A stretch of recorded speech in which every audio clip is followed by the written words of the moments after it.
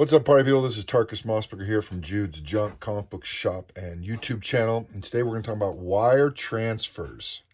Wire transfers from clients overseas. I've been a big proponent of marketing to the international market. I think there is a large market base worldwide that will buy your comic books. Now, we're not talking about the $2 or $3 comic books, but the bigger comic books, the 9/8, the grails, the bigger, more expensive ones, maybe even not so expensive. This guy just bought a bunch of $100 to $200 books to send to a CGC at McFarlane. Now, granted, this is a client that's in India, and I've worked with him numerous times over the last year. I believe he started a comic book store. And so what I was doing is I was sourcing books for him, providing it to CGC, and then either CGC mails it directly to him after it gets a signature on it, or I mail it to him. And so we were having a hard time figuring out payments because he was doing PayPal goods and services. And if someone uses PayPal goods and services, you have to mail to the address in PayPal. Now, I know for a brief period there was something with PayPal where it said you could mail to a different address, but that seemed to disappear, and I don't know if that's even a function of PayPal anymore, but because I haven't seen it pop up yet. So I couldn't really mail it to CGC without potentially getting screwed, because he was going to potentially have the ability to say he never got it and then not get a full refund. So there was some trust built up. And so I did it. I sent it off to CGC. It got to him. Never had any issues with the guy.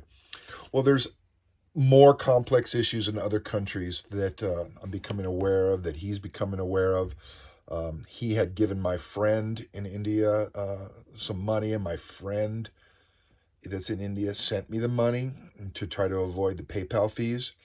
And I just found out yesterday, my friend got contacted by the tax authorities, and he had to pay a $1,200 lawyer fee to get it removed, expunged from his record. So the few $100s that he sent me, he had to pay $1,200. So I'm livid about that. But it shows you that transferring money from different countries can be very tricky. Every country has different rules against it, different tax consequences. So apparently my client in India said that shipping things via a PayPal goods and services fee and then paying a separate fee on CGC is either compounding his taxes or compounding his fees somehow with the tax authorities. So we're having to do wire transfers, and I've avoided wire transfers. It just seems complicated. At one point I did the little app to send some money to friends in Ukraine at the beginning of the war, and the money was able to get through to them, but there was, fees involved. And so I guess there's those apps, but this was money coming to me, and has to be a wire transfer, and it has to be for everything, the books, the CGC fees, all of it, all in one invoice to minimize his tax consequences.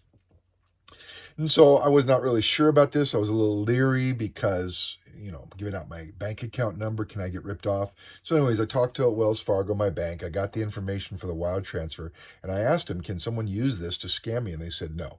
So could they? They said they'd have to have a lot more information. So anyways, we're going to try it out here. What I did find is that on my side, my bank charges a $15 wire transfer fee. That's in addition to what he has to pay on his end. The conversion fees can be 2 to 5%. So PayPal is 3 to 4%. So conversion fees, 2 to 5%. We don't know what it is. And I couldn't get the person at Wells Fargo to tell me. So my guess, it'll be close to a PayPal fee. So it's a wash. My assumption, if it's a wire transfer, it's getting reported as taxable income. So I got to keep good records and write off all these costs, because I'm basically just, doing the CGC order in my name. The books will come back to me, and then I will mail them over there. So we'll see how it goes. We'll see how the conversion fees go. But I wanted to let you know that I'm trying it out. Don't know if any of you guys have any experience with wire transfers, if there's any reason you avoid it like the plague. Has it been helpful? Is there benefits to it I'm not aware of? Let me know. Happy hunting, guys.